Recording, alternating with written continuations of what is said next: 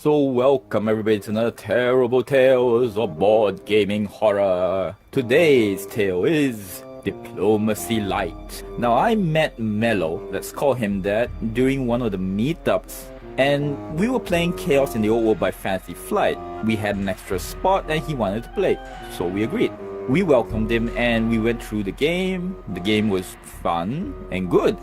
And although I noticed he really liked to talk about how many times he had played the game and the so-called inverted commas right strategy for each god, I thought he was alright. And he liked the more strategic and longer war games too, so we seemed to get along. In fact, we even had dinner with the rest of the group and talked about the problem players in the community, which is a great irony to what will happen in time to come. The second time we met was near the end of a meetup, and me and some other people were looking for a short game to play before we called it a night when he walked by and he suggested Battle of Indians, saying how easy it is and it was a super short game and that he could teach it also really fast. So we agreed. I was actually quite skeptical because I knew the game but never played it. Now, admittedly, he was very nice about it. He taught the game and he didn't play it. But truthfully, what we were looking at was a game that was about 20 to at max 30 minutes long. And with the explanation that he gave and also the gameplay itself and knowing all the different combinations, the symbols and everything, the game basically stretched to about an hour or more.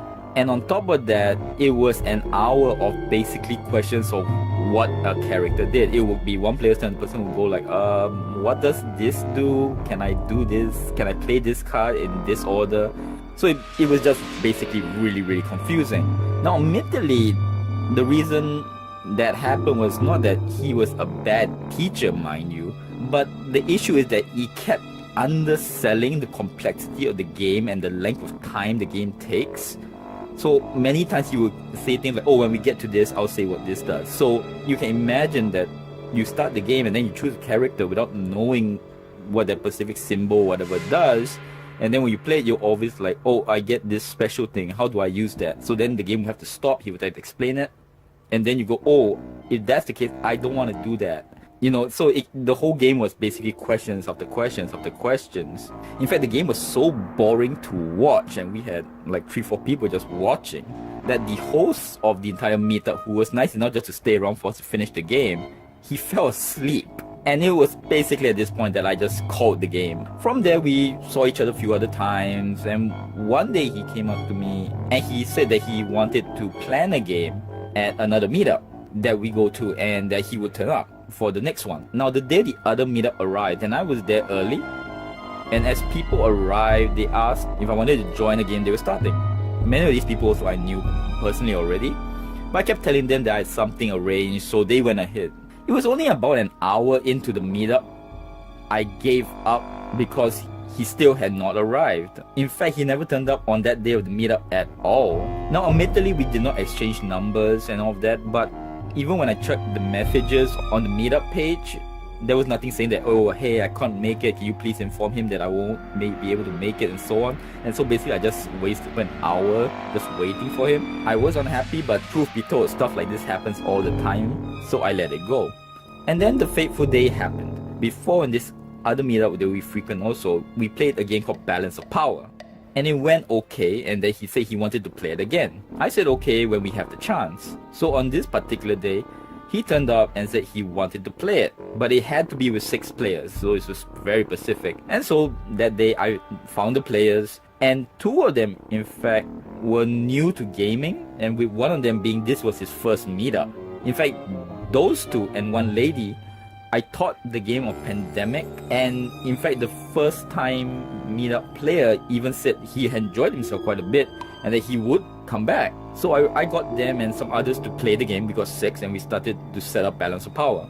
Now, the best way to describe Balance of Power is it is like Diplomacy, the board game, but light. It doesn't take as long, but the basic mechanics of total negotiation, a very mean game, and so on. And so like Tom Vasel, the Dice Tower, would say, if you are the type that don't like your feelings hurt, don't play this game. Someone should have told that to the owner. So now he started explaining the rules, and this is a minor thing, but it's a thing that you notice after things go a bit sour. But when he teaches, I started to also notice that he often talks to you like the stereotypical noble talking to a peasant. Example, he talks like this. You go like, okay, so this is balance of power. Now this is a game where you must think carefully. You know, it's like he talks to you really slow, and like you don't understand the words coming out of his mouth because he's using words that you don't understand. You know, that kind of feeling?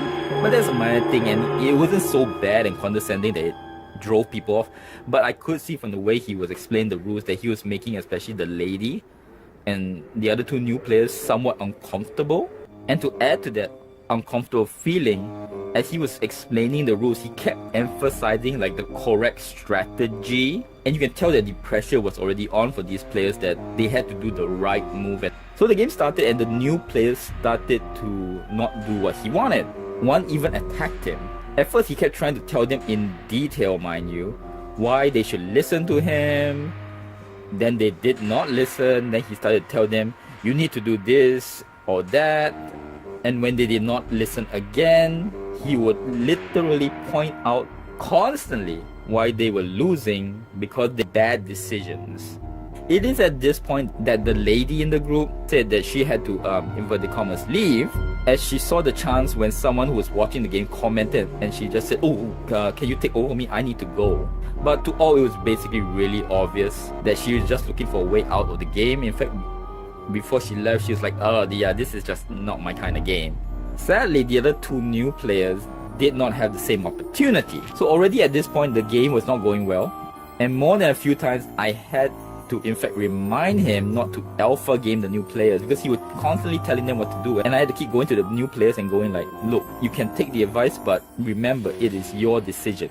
And then Melo go, of course, but yeah, just this is my advice. So this went on, and then at one point, one of the new players basically declared he did not care if he wins anymore because he was in a pretty bad spot, and he just started to do moves that were not very, very strategically sound. Even I can admit this. And he started to attack Melo. Now this threw Melo into a rage, and he started to become a whiny crybaby. You know, in fact, at one point it came to his turn, and he basically said, I'll make this move because I don't care, because you don't care anymore, so I don't care.